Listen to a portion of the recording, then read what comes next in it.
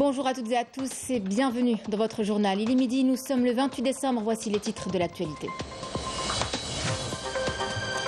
Économie algérienne, beaucoup de chemin a été parcouru et d'énormes progrès ont été accomplis, notamment à travers l'adoption de la loi sur l'investissement, le parachèvement du projet de loi de finances 2023 et la maîtrise de l'inflation, entre autres. Le bilan de cette année dans quelques instants.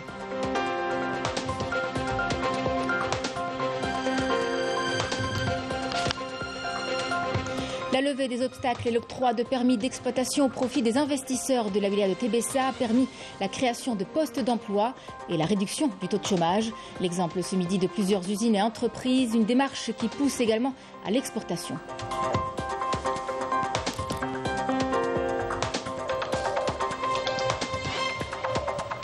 Quelques jours nous séparent du début du championnat d'Afrique des Nations qui aura lieu en Algérie.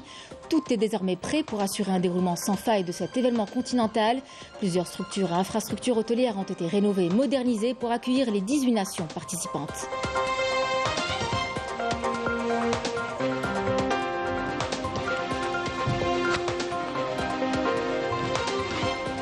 Nous vous emmènerons pour terminer en immersion dans les ateliers des artisans qui façonnent les bijoux traditionnels à Djanet. Un métier séculaire qui a encore, vous le verrez tout à l'heure, de beaux jours devant lui. Un reportage est à suivre. Mesdames, Messieurs, bienvenue à vous. Tout d'abord, cet appel à instituer le prix Houari Boumediene pour les recherches scientifiques et réalisations technologiques. Les participants au colloque national sur le défunt président Houari Boumediene, organisé hier au CIC d'Alger, ont formulé une série de recommandations organisé sous le haut patronage du président de la République Abdelmadjid Tebboune sous le thème Houari Boumediene, un homme d'État avec la détermination d'une nation. Le colloque a été sanctionné par un appel à la création d'une fondation portant le nom du défunt Houari Boumediene et l'institution d'un prix pour les recherches scientifiques et les réalisations technologiques, ainsi que la réalisation d'un film cinématographique sur son parcours, combattant révolutionnaire et politique.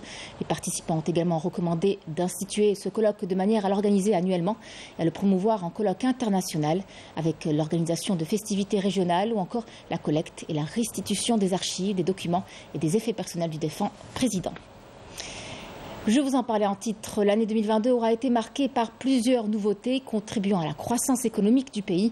Beaucoup de chemin a été parcouru en d'énormes progrès, ont été accomplis également, notamment à travers l'adoption de la loi sur l'investissement, le parachèvement du projet de loi de finances 2023 et la maîtrise de l'inflation, entre autres. Et puis souvenez-vous, rien que lors du dernier Conseil des ministres présidé par le président de la République, Abdelmadjid Tebboune, plusieurs mesures ont été prises. Le bilan de cette année avec Kamel Seydir. Année économique par excellence, 2022 a vu la mise en place d'un important arsenal juridique de nature à relancer l'économie du pays. C'est d'ailleurs durant cette année que le Code de l'investissement a été adopté. Un code très attendu par les opérateurs économiques. Il favorise l'établissement de nouveaux partenariats en vue de mobiliser les ressources financières et les moyens technologiques afin d'assurer une croissance économique durable, tout en prenant en considération la sécurité écologique et les besoins du développement social. Un autre acquis tout aussi important, l'installation de l'Agence nationale de promotion de l'investissement ainsi que le guichet unique. La loi de finances qui entre en vigueur en janvier 2023 vient parachever le processus de construction d'une économie solide devant faire face à tous les défis imposés par le nouvel ordre mondial. La loi a introduit une simplification de l'importation des véhicules touristiques de moins de 3 ans. C'est pour la première fois dans l'histoire du pays qu'une loi de finances prévoit un budget colossal de 98,5 milliards de dollars. Plus de 10 milliards de dollars seront consacrés à l'augmentation des salaires et des retraites, ainsi qu'à l'allocation chômage. L'année 2022 aura également marqué le retour de la foire de la production algérienne, avec la participation de plus de 700 entreprises publiques et privées et plus de 300 000 visiteurs. Dans le secteur des finances, il a été annoncé l'ouverture de nouvelles agences bancaires à l'étranger et la digitalisation de l'activité bancaire. L'année 2022 a également constitué un nouveau défi en matière de maîtrise de l'inflation en tant que phénomène mondial. La valeur des réserves de change algériennes a dépassé cette année les 60 milliards de dollars. Il a par ailleurs été enregistré plus de 7 milliards de dollars d'exportation hors hydrocarbures. Journée portes ouvertes sur l'exportation des dattes et leurs dérivés organisés à travers tout le pays. Il est question de valoriser ce produit et de développer son exportation, de tout simplement faire connaître les atouts de cette filière. Le ministre du Commerce et de la Promotion des exportations, Kamel Arzeg, a insisté sur son importance. Il faut savoir que cette filière est placée à la tête des produits agricoles exportés par l'Algérie. Une nouvelle stratégie d'exportation qui, vous le verrez, a porté ses fruits. Malika Belal. Environ 77 000 tonnes de dattes ont été exportées durant l'année 2021. Classée parmi les 7 premiers producteurs de dattes au niveau mondial, l'Algérie a pu réaliser un chiffre d'affaires de plus de 80 millions de dollars dans les opérations d'exportation de ce fruit très prisé par les consommateurs. Aujourd'hui, la filière dattes compte 400 opérateurs qui exportent vers 74 pays. Une nouvelle stratégie d'exportation est mise en place par le ministère du Commerce afin d'accompagner et assister les producteurs de dattes. Nous ouvrir une plateforme une plateforme d'exposition, de stockage et de vente, car l'exportateur, son point de chute va être bien identifié. C'est-à-dire quand il envoie sa marchandise d'Algérie vers ces pays ciblés, il va vendre du porte à porte. Ça va lui régénérer une plus-value pour l'export. Notre entreprise exporte les dattes depuis 2011. Nous exportons vers 10 pays, notamment les États-Unis, l'Espagne, l'Allemagne et la France. Nous exportons pas moins de 1000 tonnes de dattes par an. Nous avons actuellement quelques obstacles qui freinent un peu l'opération d'exportation, comme l'indisponibilité des conteneurs frigorifiques. Un intérêt de plus en plus accru est accordé à la filière phénicicole. À cet effet, des portes ouvertes sur l'exportation de la datte et ses dérivés sont organisés par l'agence Algex à travers tout le territoire national dans le but de valoriser ce produit et développer son exportation. Les 2 années qui vont suivre, 23-24, le gouvernement veut atteindre cet objectif. C'est 150 pays. Avec un montant d'exportation qui avoisine 250 millions de dollars. Maintenant, c'est toute une spécialisée qu'elle est en train de se créer, de se naître. C'est pas exporter les dattes seulement. Maintenant, on exporte les dérivés. La filière dattes, placée à la tête des produits agricoles avec une part dépassant les 90%, mérite une attention particulière, notamment à travers le développement de l'industrie de transformation, ce qui permettra de créer de la richesse et de l'emploi. Après la levée des obstacles et l'octroi des permis d'exploitation au profit des investisseurs de la wilaya de Tébessa, plusieurs postes d'emploi ont été créés à l'image d'usines de production de produits de literie ou encore de meubles. Une démarche qui a permis non seulement de réduire le taux de chômage dans la région, mais aussi de cibler les marchés étrangers. Les exemples parlent d'eux-mêmes, vous le verrez, Marine Damis. De la literie de qualité auparavant importée, désormais fabriquée dans cette usine près de Tébessa, une unité flambant neuve qui vient d'obtenir le permis d'exploitation. Une démarche qui a également permis de générer des postes d'emploi.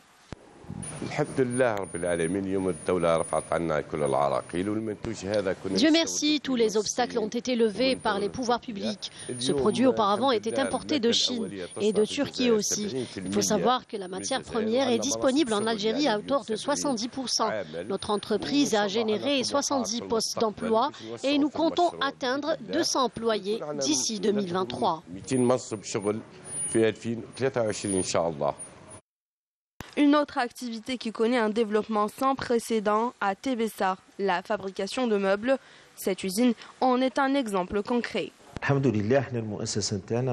Notre entreprise exporte vers les pays africains.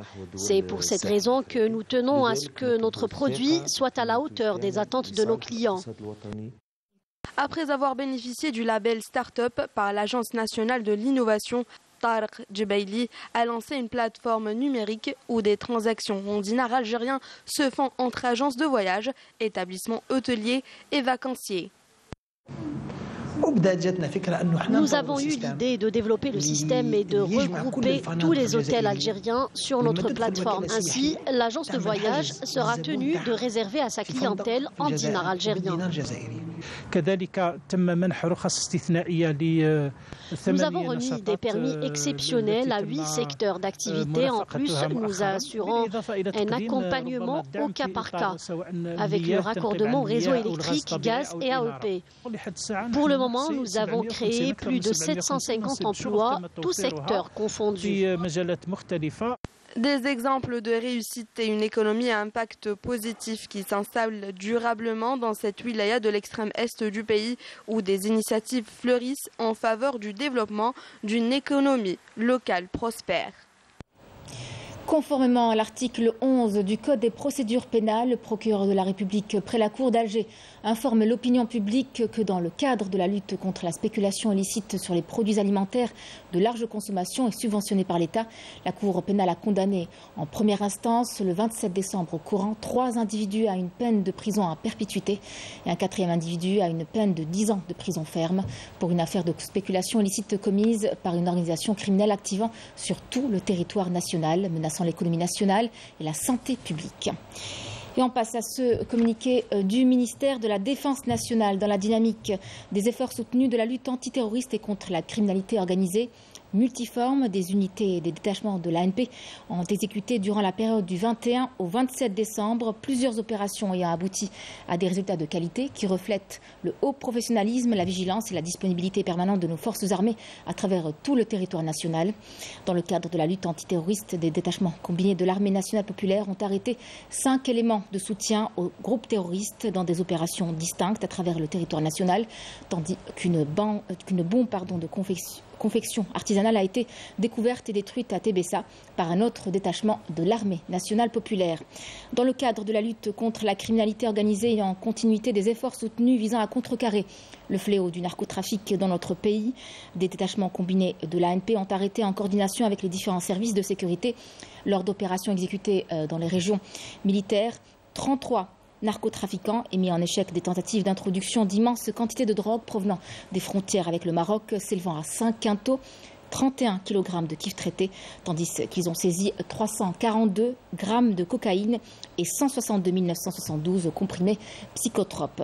À Taman Rasset, Borj Badi Mokhtar, Ingezem, Janet et Tindouf, des détachements de l'ANP ont intercepté 324 individus et saisi 15 véhicules, 143 groupes électrogènes, 64 marteaux-piqueurs, 9 détecteurs de métaux, ainsi que des outils de détonation et des équipements utilisés dans des opérations d'orpaillage illicite, alors que 5 autres individus ont été arrêtés et 4 pistolets automatiques, un pistolet mitrailleur de type Kalachnikov, un chargeur garni, 6 fusils de chasse, des quantités de denrées alimentaires destinées à la contrebande et la spéculation s'élevant à 23 tonnes, ainsi que 205 000 paquets de tabac et 3 080 unités de diverses boissons ont été saisis lors d'opérations distinctes à travers le territoire national. De même, les gardes frontières ont déjoué, en coordination avec les services de la gendarmerie nationale, des tentatives de contrebande de grandes quantités de carburant s'élevant à 28 112 litres à Borj Badi Mokhtar, Tébessa, Soukharas et Al-Taraf.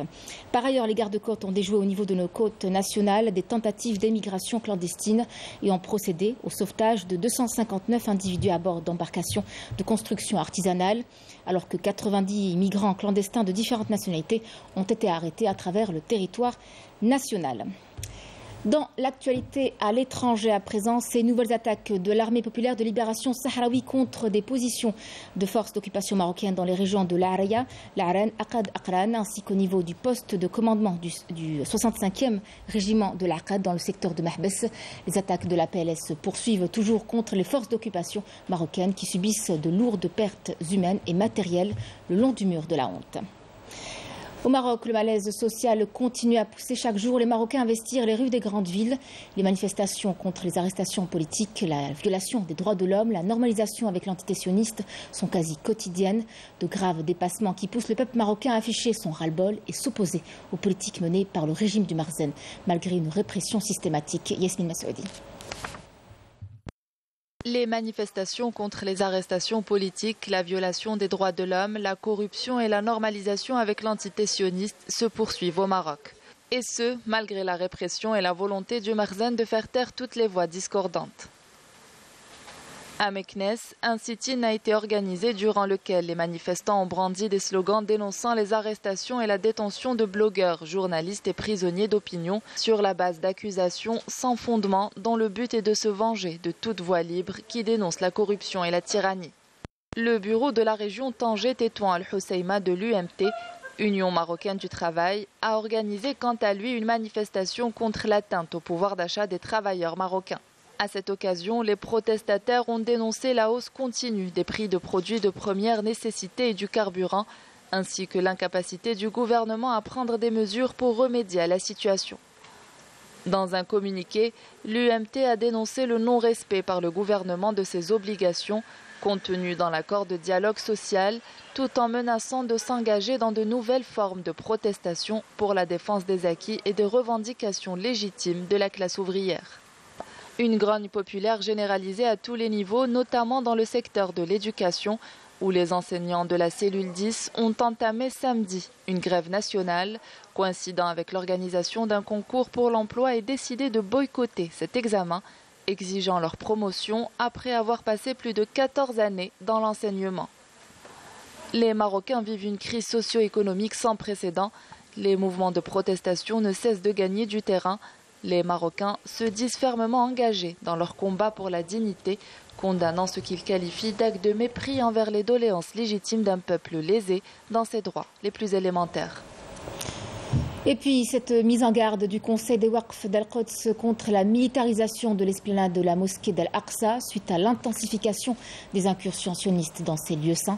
Le Conseil relevant du ministère des Waqf jordanien a déclaré dans un communiqué suivre les graves violations commises récemment par l'occupation contre la sainte mosquée Al-Aqsa. Il a souligné que l'une des violations les plus graves est celle liée aux incursions menées par des personnalités politiques juives sous couvert de fêtes et d'événements religieux. Des groupes extrémistes ont profité de ces incursions politiques pour commettre des dépassements dans la mosquée en exécutant leurs rituels provocateurs dans les coins bénis de la mosquée. En Chine, le Covid-19 est désormais considéré comme une maladie contagieuse moins dangereuse. Dans de nouvelles directives de gestion de la maladie, la Commission nationale de la santé en Chine a indiqué que le pays mettra fin à partir du 8 janvier prochain aux quarantaines obligatoires à l'arrivée dans le pays. Les nouvelles directives représentent un assouplissement supplémentaire des mesures de contrôle pandémique après 3 années de restrictions intransigeantes mises en œuvre depuis le début de la pandémie, ajoutant qu'un test PCR négatif de moins de 48 heures sera exigé pour entrer sur le territoire chinois. Les États-Unis espèrent en avoir bientôt fini avec le blizzard du siècle qui a fait au moins 50 morts à travers le pays. Les récits sur des familles terrifiées bloquées par la tempête ou des personnes décédées dans leur voiture se multiplient. Le froid extrême qui s'est abattu depuis plusieurs jours sur les États-Unis a été accompagné d'importantes chutes de neige et de vents puissants, notamment dans la région des Grands Lacs, semant le chaos dans les transports routiers comme aériens et forçant l'annulation de milliers de vols. Un bilan plus élevé est à craindre selon les autorités à mesure que les secours progressent et déblais. Et on revient chez nous en Algérie avec du sport et la Ligue 1 Mobilis. Le CR Belouizdad, leader du championnat, sera un appel pour défier le RC Arba'a avec l'intention de creuser l'écart en tête et confirmer son statut de champion d'hiver alors que l'USM Alger sera face à un match piège en déplacement face à l'US Beskra à l'occasion de la mise à jour de la compétition aujourd'hui.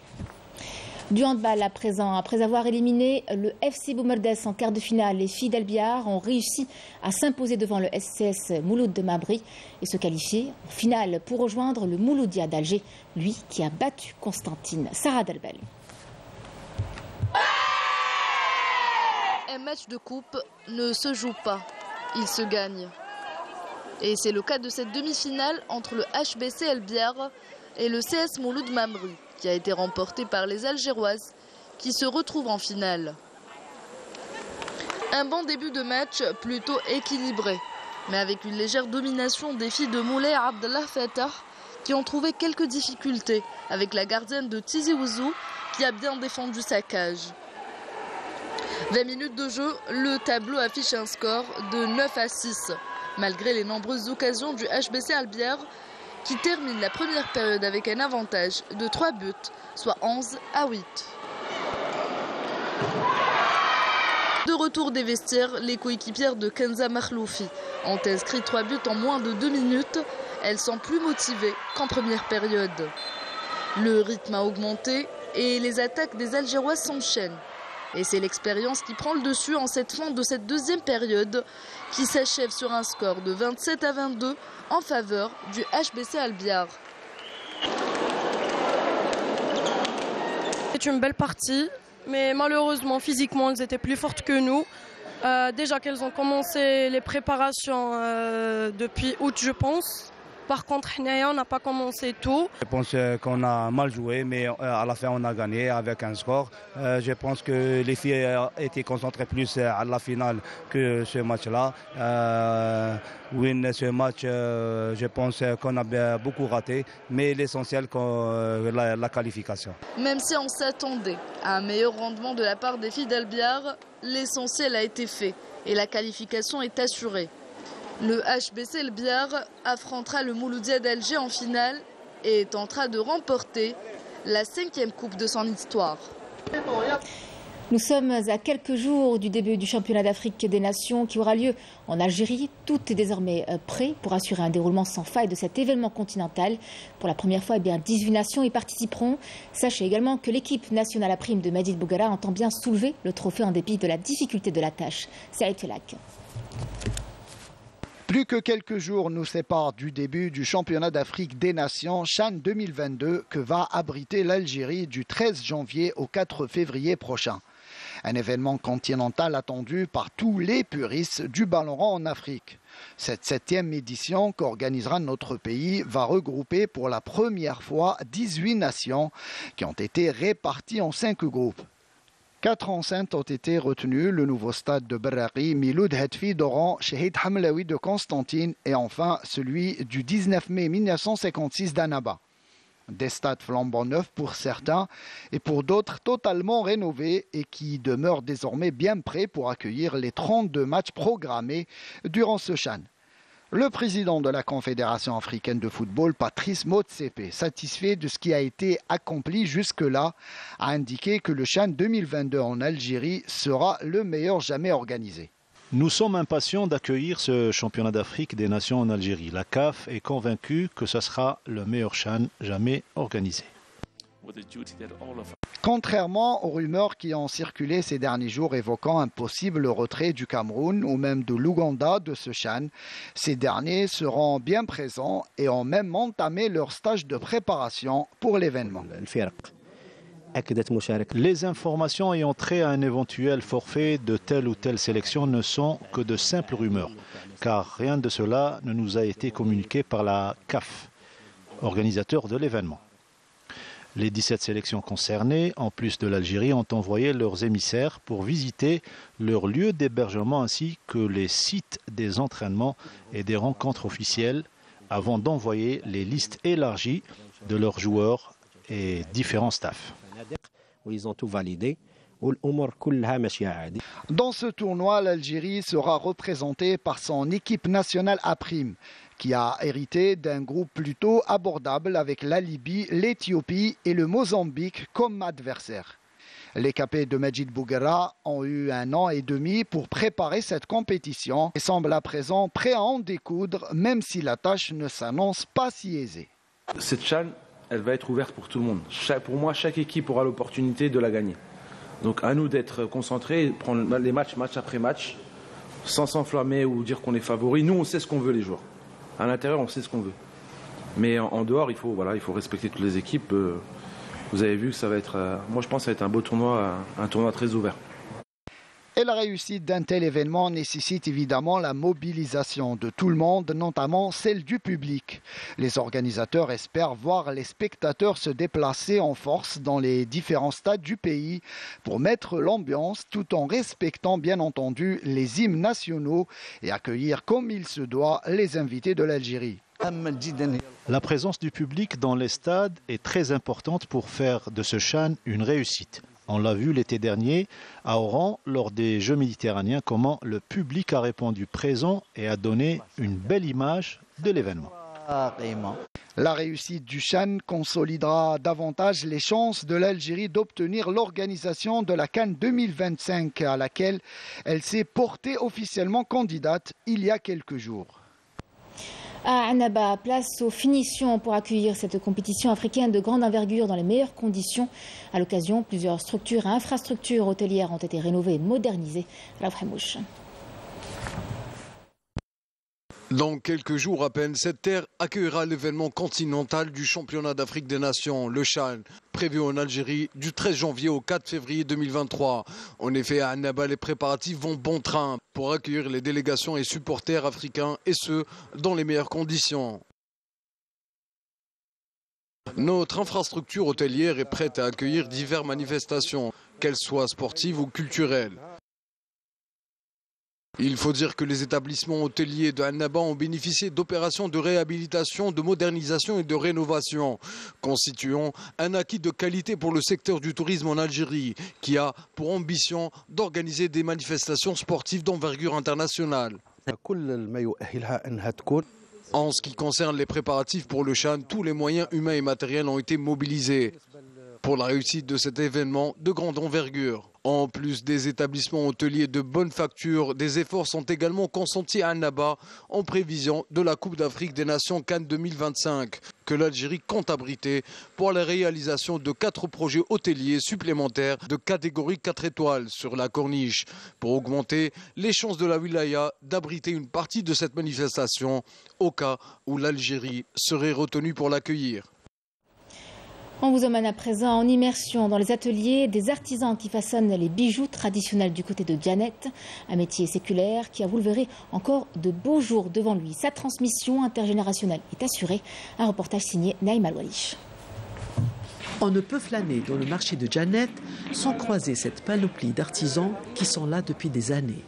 Entourés de leurs bardas d'ustensiles, ceux-ci travaillent assis à même la terre. Ça, c'est un morceau d'argent. Pour au début de les faire des bacs comme ça. Donc le temps de les faire les bacs là, ça prend, bon, ça dépend du travail. Quand tu sois faire du bon travail qui sera être très bien fait, tu peux faire 4 jours, 5 jours de faire un bac. Vous êtes content, il y a des touristes? Bon, il y a un peu de touristes. Doucement, patiemment, ces artisans répètent inlassablement les mêmes gestes, transmis de père en fils ou parfois d'un précepteur à un apprenti. Leurs œuvres, en argent ou en métal, se déclinent en plusieurs objets ornementaux symbolisant un tas de choses en rapport à la vie tariki. J'ai appris ce métier à Taman Rasset. On manie d'abord l'argent, puis ensuite on passe à la soudure.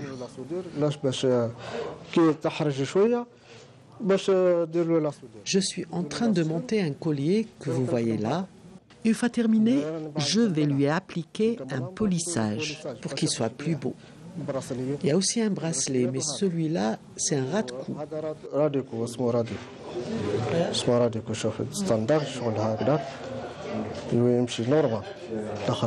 On le porte comme ça. Et on le sort comme ça. Il faut 3 jours pour préparer ce ras-de-cou qui coûte 17 000 dinars.